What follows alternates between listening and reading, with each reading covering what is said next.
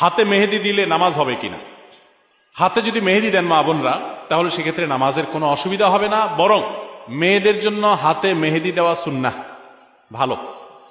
নবী করিম সাল্লাল্লাহু আলাইহি সাল্লাম কোন এক নারী কিছু একটা দিয়েছেন পর্দার আড়াল থেকে হাত দিয়ে বা কোনোভাবে, তো নবী সাল্লাল্লাহু আলাইহি সাল্লাম মহিলাদের ওদিক থেকে দেওয়া হয়েছে কিন্তু হাতে মেহেদি নাই, এটা দেখে তিনি আশ্চর্য হয়েছেন যে কোনো পুরুষ নাকি সেখানে, মানে পুরুষের হাত আসলো কোত্থেকে।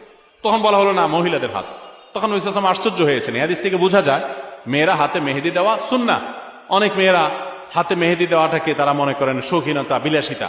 তাদের এই সাজগোজকে ইসলাম পছন্দ করে, প্রশংসা করে, করবে, বিশেষ করে বিবাহিত নারীরা তো বটেই। বিধায় মেহেদি ব্যবহার করলে অজু হবে, কোনো অসুবিধা নাই, নামাজও হবে।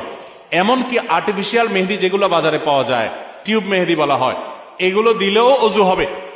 এগুলো দেওয়ার ফলে অনেকে মনে করেন অজু হবে না, কারণ এগুলো দেওয়ার ফলে অনেক সময় এই মেহেদিগুলো